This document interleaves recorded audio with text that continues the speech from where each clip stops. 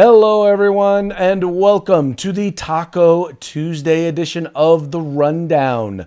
I am your host, Craig DeLuz, coming at you from the left coast, behind the Sierras. That's right, we call it the Iron Curtain in California. But as we all know, I do not do this program by myself. That's right, coming to you live back from the East Coast. My name is Mike Porsky. I will be sitting in with you and the host of the day, Mr. Craig DeLuz. It's great to be here, Craig. Great to be back home. We had a great time this past weekend, but there's something to be said from the home studio as well. Oh, dude, I will just tell you, it is amazing the technical things that just seem to become an issue when you are on the road, because obviously you've left all your backup stuff back at home because you can't take the entire studio with you. But most importantly, I will just say this. I have come to appreciate a very good internet connection. Yeah, when we get to go set up studios and we're there for a couple of days, a week at a time, that's one thing. But this past event, we tried to break down and move 2 or 3 times a day, and that's really pretty difficult. So It was. But you know what? Y'all were patient. I hope that you guys really enjoyed some of the guests that we had on. A number of them we will be having on as guest hosts for the rundown to talk about the news. So you get a chance to not just hear them talk about what they do, but talk a little bit about their perspective on the news as well. Exactly right. Looking forward to having them on here with us. Exactamundo. All right, so hey, let's go on. Why don't we just jump right into it, because we have no shortage of stuff to talk about. Now, we all know, and once again, I don't think there's ever going to be a time where, or at least it's going to be a long time before we don't have COVID or something relating to COVID near the top of the news.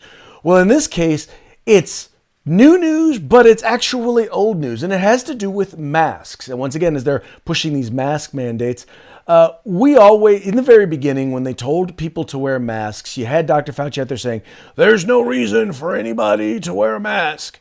Then they started talking about how, well, if you wear a mask, it may not protect you, but it protects other people. But then they said, well, now you need to wear a mask because it'll protect you and protect them. And when you try to tell people, well, no, it doesn't really protect me. Well, once again, you got banned off Facebook, you got put into Facebook jail, whatever it was. Well, now, guess what? There's a study out that says that basically there is absolutely no evidence that wearing a mask protects the wearer. Right? So we always knew that. We always understood that. But for some reason, they felt like, as they've done with many things during COVID, they felt like they needed to lie to us in order to get us to kind of do what it was that they wanted us to do. Isn't that right, Mikey? I'm curious, Craig. Obviously, this is we know this is a science fiction. This is whatever comes out of CDC's or NIH's mouth up there is what they want.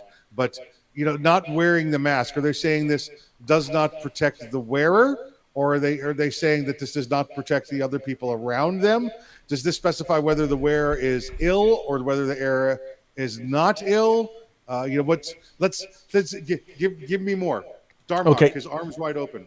Okay, so basically what they're saying is that if the person who is wearing the mask has COVID, then it does limit their ability to transmit it to other people. Because, when you're talking whatever it is, spittles or whatever it is, it reduces the amount, doesn't prevent it from coming out, but it reduces the exposure that others would have. If you do not have COVID and they do not have COVID, first of all, it doesn't protect the wearer at all. At least let me clarify, there's no evidence that it protects the wearer, right? So we can assume it doesn't protect the wearer. Then the other point is, though, if you do not have COVID and you are wearing a mask, well, then nobody's really protected because you're really not spreading COVID if you don't have COVID. Got it. So basically what you and I and the rest of the conservative, freedom-loving world have been saying since the first week of the 2-week pause in activities. Yes. Pretty much. But now there's a study. Gotcha. So, maybe now, we won't get, was it suspended off of Facebook and have our account suspended or kicked off Facebook or have it fact checked, Yeah, I think it's going to be a lot like we see all the time, Craig, is now we have this study that came out. Well, tomorrow we'll have the opposite study from another medical authority that was doing another study and found that it does work. and then if you don't wear your masks, that you're going to die tomorrow. That's the hate, that's the lies we're going to continue to get from this. It does not matter what the truth is. When we present the opposite side with it, they're going to belittle our facts. Pretty much does not surprise me. But once again, it goes back to Mr. Rowe's comment about the problem is when you have a government that has demonstrated that they will lie to you, in a medical community that demonstrates that they will lie to you, then you don't know, or at least provide you with misinformation, and then act like they didn't, like they never told you that. Then it's going to create confusion and mistrust, and then people are just not going to trust you. Yeah. And that was pretty much absolutely agreed. Absolutely agreed. That's what it's going to be. It's going to be that bit of mistrust, and we have none of it left for them. Exactly. So, once again, it goes back to their mistrust. Well, once again, it goes back to our mistrust of the government, largely because of the lack of quality information that they provide to us. Which kind of leads me into our next story. Now, this is one, Mike, that I really want to have you kind of take the lead on. This has to do with it's critical race theory, Texas, and schools. And I'm just going to throw those three out there, and it's going to be a combustible combination. So I'm going to let you kind of go through this one because you were the one who kind of picked this story out. Yeah, let me give this to you here. I'll give you a couple of facts behind this. This is coming out of Texas. This is coming out of schools in McKinney, Texas. Hold on a second here. I just lost my picture of you. Let's make sure you're still there. Yeah, you are. All right. Yeah, all of a sudden, QuickTime decided it was going to update, and it was more important than you, Craig. So it just computers, you know how it works. Well, see, that's because I operate on slow time, so QuickTime didn't recognize me. Oh, that's true. You're out there in California time. Yeah. Sunshine. McKinney, Texas. This is a suburb just north of Dallas. They have a program there where it's some really good. Looks like some top-notch schools out there. They have a social studies club, and let me see exactly what they call it. They call it their every year students research current issues, proposed, debate their own public policy, and compete in mock legislature and elections process for statewide offices. McKinney's been doing this as a club since 2005, and since 2017 they've been doing it in their two districts' middle schools since 2017. Well, now we have the new law that's gone into effect, or going into effect September 1st in the state of Texas, and it's commonly called the anti-critical race theory thing. Craig, critical race theory teaches white people are the aggressors, racism. It's separation, and how we the white people are at fault, Craig, for everything that's every time an African American man has stubbed his toe, seems to be that's white fault, and it's a critical race theory issue. Well, it's House Bill 3979. And when you take a look at House Bill 3979, even the author, even the state legislature says there's no reason for this school district to have canceled these classes or this club. There's nothing that they're doing that is against this bill, that is against this law. They're just this is once again, now we've got liberals in McKinney outside of Dallas overreacting, grandstanding, getting the news media attention. And when you stop and pause and you take a look at this law, there is nothing in it whatsoever. It's a clear misapplication.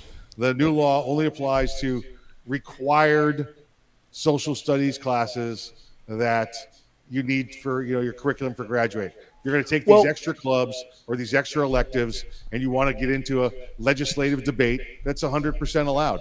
Well, no. But you can't teach critical race theory as the only theory. Right, but the point, and this is where they've made their mistake, because the teachers who are implementing this program are acting like, oh well, we can't do it because we can't debate or discuss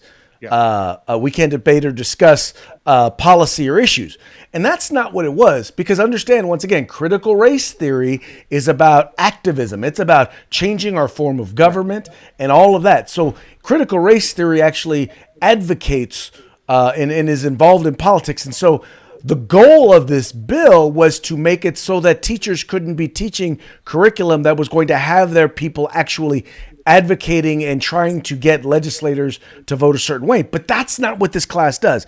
Now, here's exactly what the bill says, right? It specifically says a school district, open enrollment, charter school, or teacher may not require, make part of a course, or award a grade or course credit, including extra credit for students' political activism, lobbying, or efforts to persuade, listen to this, members of the legislative or executive branch of the federal, state, or local level to make specific actions by direct communication or participation of any internship, whatever that other word is, similar activity involving social or public policy advocacy. Now, these kids are not advocating. Yeah. They're actually engaging in a mock version of the civil governance process. They're like, okay, this is an issue. Here's the information that's out there on it. Okay, you guys are going to be the Republicans. You guys are going to be the Democrats. You're going to bring up the issues. You're going to debate the issues. You're going to propose bills. But it's actually a great way to educate people on how the system works. But none of it is about lobbying the legislature or local government.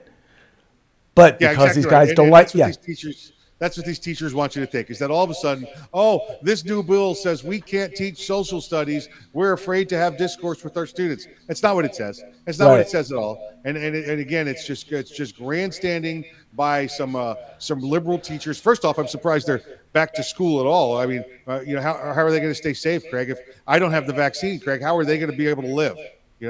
I don't get that. So, these teachers that are trying to, again, poison the brains. If they can't get critical race theory taught, Craig, they'll make you think that they can't do anything at all. Oh, look at this. Here's another law restricting me from teaching our students. No, not at all. I was going to say not so much, but not even. It's just no much. It's no right. But that's the problem is their goal is they want to have this restriction on teaching critical race theory. They want to be able to get their students to get involved in politics because for some reason Democrats have this fetish with people who have no real world life experiences, who basically have no real life experiences, and they want to have and don't really know, in many cases don't know their ass from a hole in the ground. They want them advocating and voting, and they want them influencing politics. It's a real fetish with them, and I don't know exactly what it is, but the fact of having someone who has no idea what is going on, encouraging them to be the major lead voice and be like, well, if you don't listen to what somebody who doesn't know what they're talking about has to say, well, then there's something wrong with you. Like, well, it's their future. Well, yeah, in the future, they'll have an opportunity their voice will, once they have experience, will be worth something. Right now, not so much. Exactly right. Again, to be clear, Bill says can't take this to the legislature and can't make critical race theory the only thing you teach. Right. That's not going on in either of these locations, either exactly. of these schools. Exactly. But, Mike, here's one thing. Now, this is interesting. The NAACP has said that something is not racist. Right. So they're claiming now something is not racist. Now, that would happen to be a Jim Crowe era gun control bill. That's right, a bill that was passed in 1919 that would basically limits who has the ability to have a concealed weapons permit. I'm sorry, a local pistol permit. So the ability to be able to own a pistol, right? Yep. They now don't believe that bill, even though it was specifically written to keep black people from being able to own firearms, now, in the NAACP's eyes, it's no longer racist. Okay, hold on. It was racist before when it said what? Black people can't have guns. Or you can determine, the local government can determine who gets a pistol permit. Okay, so it was racist before. Right. The local government said it can't, who can have. And we know in the past, again, Democrats' Jim Crowe laws, that it was the majority of these laws were written so black people couldn't have guns after, this is a Southern thing mostly, by the way, folks, because in the South, after the slaves were freed, they still did not become, 3/5 people or whatever the hell you want to call it, whatever they agreed to. But so the laws were written, it was racist, black people couldn't have guns. And now what do we have, Craig? Oh, well, now, well, because it limits who can get access to firearms, and now it's no longer racist. Because everybody can't have guns, not just the black people. It's not racist anymore. Even though the likelihood is that more black people or fewer black people, more white people will be approved for firearms or have been approved for firearms than black people. Got it, got it. And why do you think the NAACP pivoted on this the way they did? Because they hate guns and they hate people who have guns, You know, and we, they're we've said pawns of this the for the Democratic last. Party. Yeah. Once the cases like Azil versus Chicago and Heller and McDonald came out, we could see that NAACP, much like the ACLU, was put in a position where they had to start agreeing with gun rights in Right. order to provide rights back to African Americans or others that were oppressed from other civil liberties under the ACLU. And now it's come full circle with the NAACP. They can't bite their lip anymore and promote you know African Americans because firearms to them are still bad. They're just not racist bad. Right. They can't come. But what they can't do is they can't go against their democratic Correct. partners. Yeah. Right. Their Yes. partners in the Democratic Party. They're like, okay, well, we're after reparations, so we'll give up our guns. That's pretty much what they're saying. We'll give up, there only being two genders, so that we can get affirmative action. Yes. Yeah. Yeah. That's. Hey, so it's hold on. That NAACP, what would they be known as? Oh, that's right, sellouts. So Pretty now they're much sellouts. Yeah. Yeah. Yeah. Gotcha. That's why I'm just wondering, when is someone going to go after them to change their name? They use the word colored people, which, by the way, we all know is now racially insensitive, because although they can use it in their name, I'm quite sure that if you went out and started referring to peoples of African descent as colored people, well, there'd be a problem. But, well, listen, because then Craig, then their name would be the N quadruple A. and quadruple A. There's just be the N quadruple A. Right. That's it. So, and you can't have that. That would be just like, nah. All right. Hey, are you a member of nah? That just wouldn't work. That wouldn't work. Yeah, it's just turned. Listen, it's absolutely ridiculous. So, willing to sell their soul to keep their membership card with that party. That's what they've done. All right. Now, Mike, the next story, I know you are intimately, you know a lot about. Good friend of the program is involved in this particular thing, and I just figured you would. I just figured you'd like to talk a little bit about this and share this story with the audience. And trust me, it's very much tied to something we've talked about in the past. Yeah, listen. This is a Rare Breed Triggers. It's a company out of Florida, and all of the owners of this company. One who's a very, very well educated a gun attorney. Let's say that. Constitutional gun, criminal guns, civil gun, no matter what it happens to be. He's all wrapped up in firearms with his law firm. Part owner of this company and an attorney, so the attorney that represents it. What this company did is they had an idea for a trigger. It's called a forced reset trigger. What's that mean? It means if you've ever owned a Glock and put like a ghost drop-in trigger into it, it allows it to reset quicker. So you don't have to. I had to give you, the paint the picture for your mind here. When you pull the trigger, how far does it come down before it clicks? Well, the reset is how far it comes back forward before you're ready to fire again. So that's the reset on the trigger. Is after you pull the trigger and it's gone bang, and then you let it go forward. How long does it have to go before it clicks? Well, what Rare Breed Trigger was developed a forced reset trigger.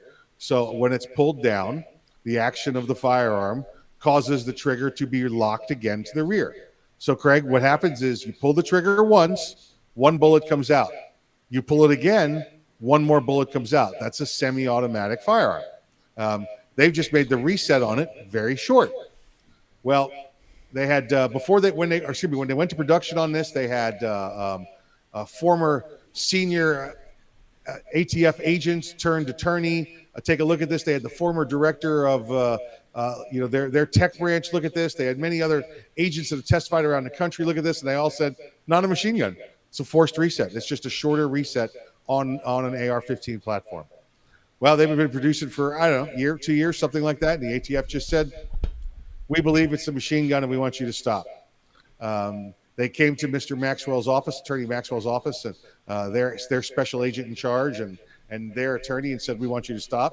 He's very polite. He said, thank you. Can I see your determination letter? And they said, we don't have it. He said, well, can I see your video? And we don't have it. They had nothing for him. So he told them, he goes, listen, without some sort of documentation other than what you've just told me here, I've got no evidence. We will not be complying with your order to cease and desist. He's since gone to court. They're waiting to find out about an injunction and to get the ATF off their back. They're in the meantime continuing to build these triggers and put them out there. They have flat out told the ATF, we shall not comply. You can't come in here and just change the rules on us. And that's what you're trying to do again. And there's case law and statute and U.S. code, and that's what we're standing behind. You get to be the enforcement branch you are the part of the executive branch. You get to enforce the laws. You do not get to legislate and make new ones. You do not get to be the judiciary branch and reinterpret them. That's not in your lane. And you want to enforce the law as it is? Fine. Yes. You don't get to reinterpret it. You don't get to change it. So that's not your job. So Mr. Maxwell and Rare Breed Triggers has gone to the court and said, we will not comply. It's none of their business. Dude, and you know what's the trip about this was when the Trump administration basically went after bump stocks in this very, very same way, right? What was frustrating was the number of people in the gun rights community who said, oh, don't worry about it. Nobody owns bump stocks. We don't need to defend bump stocks. And I said at the time, I said, if we allow that administration to basically violate separation of powers in order to ban a firearm part that we don't care about, well, then we're almost guaranteed that a future administration would then go after a firearm part that we do care about. And once again, when we talk about separation of powers, look, there's a definition of what a machine gun is in statute passed by the legislative branch, signed into law by the executive branch, right? So if it's in statute, you don't get to just go back and redefine it. You don't. If the legislative branch wants to pass a law to tell you that we're going to redefine what a machine gun is, then that's on the legislative branch, and then the executive branch can either sign it or veto it. But just the executive branch just deciding that we're going to change it. And mind you, if we let this go, this will not be the last time. Imagine if they started then requiring a certain poundage, right, on the trigger pull, right? They could start adding all sorts of things in order to redefine it as a machine gun, just to make it so that you can't own it. And these guys they didn't even bother to do a determination letter. They have no evidence of any study, of any analysis that they did that supports this conclusion, this change of mind, whatever it is. They just decided. It looks like the only thing they have is a video of somebody shooting it, and they said, well, that's pretty fast, so that must be a machine gun. Because we all know a machine gun is defined on how many bullets come out, right? Greg? Right. No, absolutely not. It's defined on pull the trigger one time, multiple bullets come out. It has nothing to do with how fast I can pull my trigger. If that was the case, Jerry Micklick would be illegal.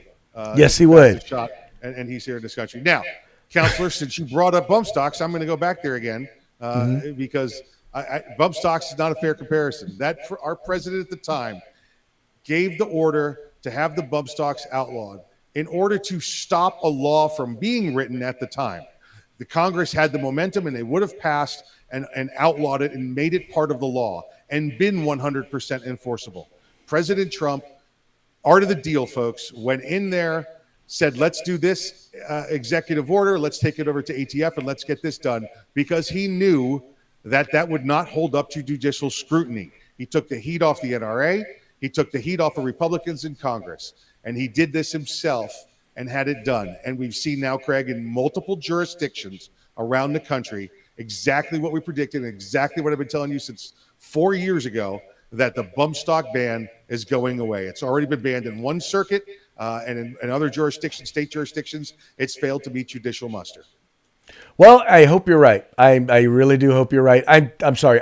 I like President Trump. I like a lot of what he did, but I just really think I don't give him credit for 4D chess on this one. He's had some places where he's done it, but regardless, as long as it winds up getting thrown out, I don't care. But it laid out a roadmap, and that's what they're basically trying to do now, and they're going to try and do it again. That's a good roadmap, Craig. Have them follow the path, the bad path. That's what they're trying to do. Okay. Mm-hmm. He stopped this from being written into law 4 years ago. Okay, if it's written in law, it's written in law. Sorry. Then this argument that you and I are having about rare breed trigger is null and void at all. Completely.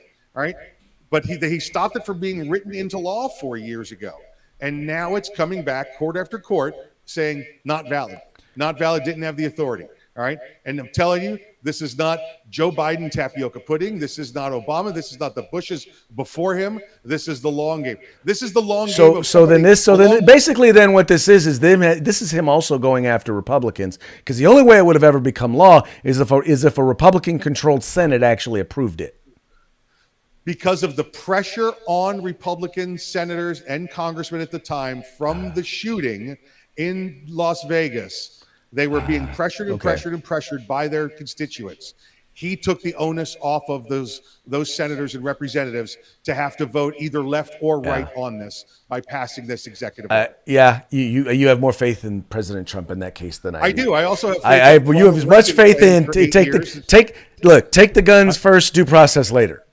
And you know what? That's what you say as a 1 second soundbite in a 3-hour meeting. And if that's what you want to take away from it, Craig, then you're the one looking at the small game. All right. He said that to get Pelosi and their side on the team to allow him to do this rather than to pass the law.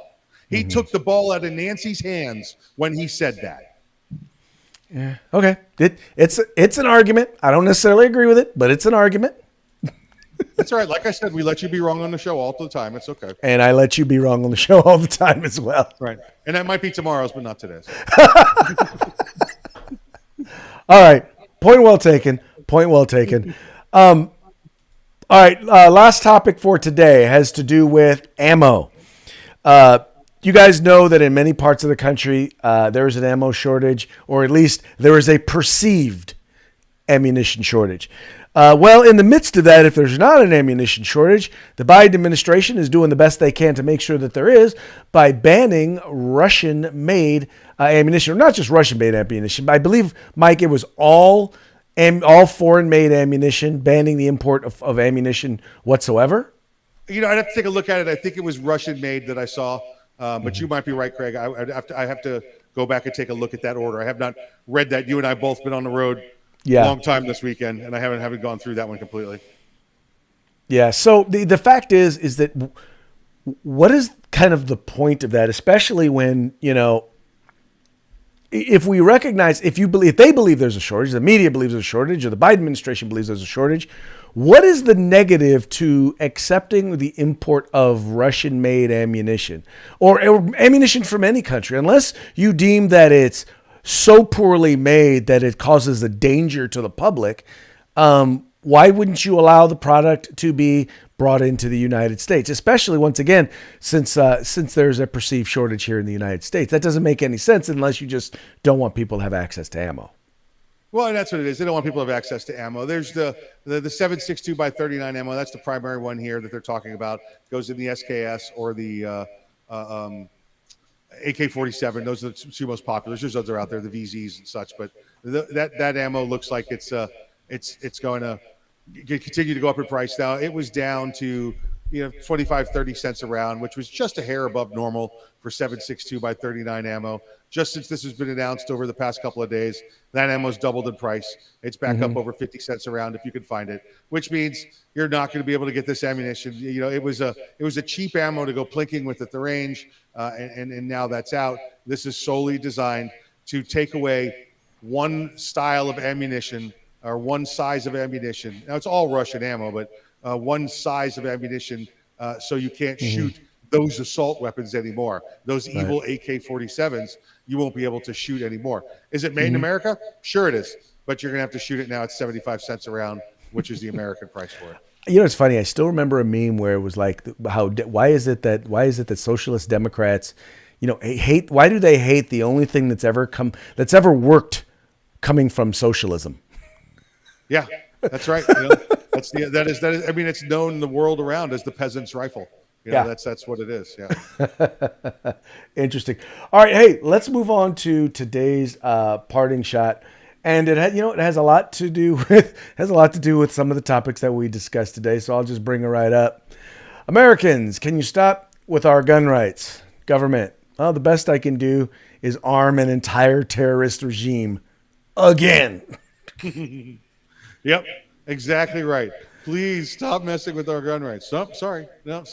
I'm going to come after your Russian ammo. I'm going to come after your rare breed triggers. I'm going to come after, AR pistols. But wait, I'm still going to arm the entire Middle East again. For the life of me, I mean, there's some of the larger pieces of heavy machinery that we know that they're not going to be able to use, but they will be able to sell it to other countries and get cash to buy the stuff that they can use. Yeah, I saw a number this weekend that said 600,000 rifles. 600,000 rifles. Something like 5, I think it was like Apache helicopters or something like that. I think they were talking about they're $23 million a piece. I mean, we're talking not just rifles, but heavy equipment, night vision. I mean, vehicles that are armored vehicles. I mean, a bunch of stuff that we know in the end is going to wind up being used against our allies and against our own troops there in the Middle East. Yep. It's absolutely, ironic, hypocritical, wherever you want to go, whatever angle you want to look at it from, that we're going to take guns from the Americans and leave, over 500,000 of them behind. We're going to arm a portion of the world that just wants to kill us. So let's give it to them now. Exactly. Let's give in to them. Hey, Mikey, before we go, tell the folks about our sponsors. Let them know what's up. A couple of great sponsors we got going on with our good friends with Gorilla Machining, and then of course our good friends with Grid Defense, and they're going to have some great products for us this week. We should probably know tomorrow what it is, and we will get back to you and let you know what you're going to get on Feedback Friday, as long as you are a willing participant and active in the process. Exactly, and that means you need to make sure you subscribe to our YouTube channel. It's easy to find, therundown.us. Therundown.us will take you straight to our YouTube channel. Also, you can find us on Facebook. Just look us up on the 2A Rundown there on Facebook. Encourage you guys, please, like, share, subscribe, and encourage your friends to do the same. Like, share, subscribe, folks. We will see you soon. I'll let you later.